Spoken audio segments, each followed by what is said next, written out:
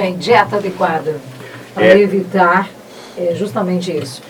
Hoje um dos preceitos da empresa, um dos objetivos é o quê? A gente trabalhar com nutrição de precisão. O que seria? Fornecer o que o animal precisa naquela categoria, naquela fase que ele está. E também dietas nutracêuticas. O que seriam isso? Dietas que nutrem e são farmacêuticas. Então vai manter o animal saudável. Então o que teria que ser feito para minimizar esses problemas da acidose? Avaliar o quê? A forma de fornecimento, sempre meio que fracionar esses alimentos ao longo do dia, que o animal come dieta. O que é dieta? É tudo que o animal come no período de 24 horas. Então esses alimentos têm que ser fracionados da melhor forma possível para minimizar esse problema. Outro ponto, sempre avaliar a questão de fibra na dieta. Fibra efetiva. O que seria isso? É o que garante que o animal vai ter ruminação eficiente. O animal, a característica dele é o quê?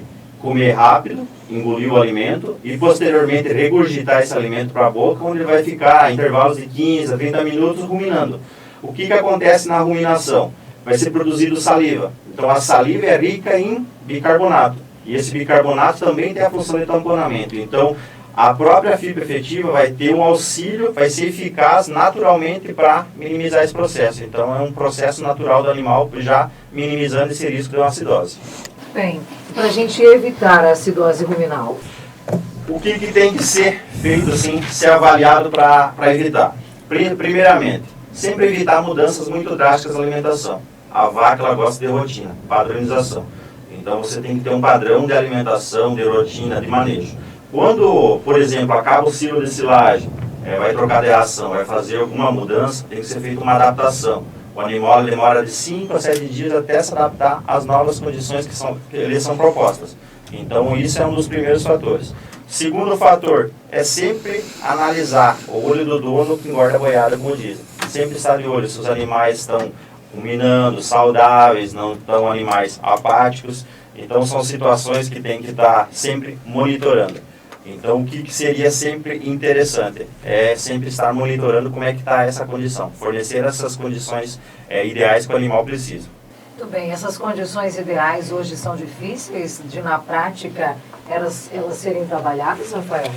Como o Thiago disse, o olho do dono é que engorda o boi. Eu acredito que se eu fosse produtor e a gente trabalha orientando dessa forma, você vai ver que vai terminar a tua silagem, para você não fazer uma mudança muito drástica, vai fazer uma adaptação, usa 20% de uma nova, 30%, 50%, 70%, hora que acabou aquela, o animal já está adaptado na outra.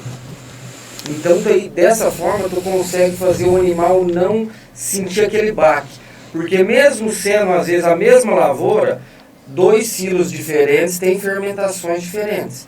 Então isso pode acontecer de dar algum problema, né, Thiago? É isso mesmo.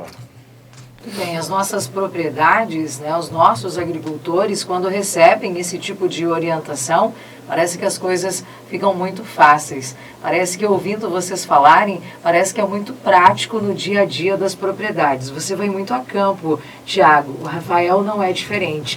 Existe uma parceria já de longa data entre a Agility e a Agroleite. Tem muito agricultor errando no simples, Thiago? Tem. Hoje em dia, o que acontece muito nas propriedades?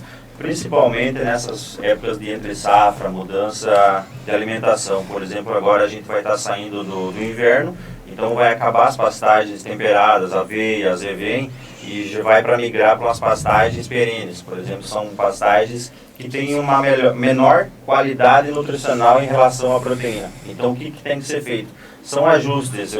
Agora a gente equilibra, por exemplo, o arroz e feijão. A pastagem seria a salada, a gente vai fornecer o concentrado, que seria o arroz, o feijão, a carne, para fazer o equilíbrio da dieta. Então tem essas mudanças.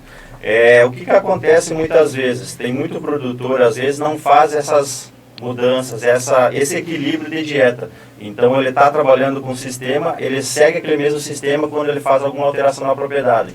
E muitas vezes não se dá conta que essa mudança pode acarretar sérios problemas. Outro exemplo muito prático, às vezes a mudança de silagem, pega uma silagem fraca de grão, que sofreu alguma intempérie de clima e produziu pouco, para uma silagem, por exemplo, que esse ano passado teve uma silagem muito boa, com muita produção de grãos. Grãos que tem muita fonte de amido, que são carboidratos facilmente fermentados. Quando inclui essa silagem na dieta, e por exemplo, se a silagem tiver uma picagem muito fina, ela não tiver garantir uma fibra, pode também acontecer isso. A vaca vai ter um consumo maior de grãos fermentáveis, vai ter uma baixa ruminação devido a não ter fibra efetiva na dieta e também pode estar ocasionando isso.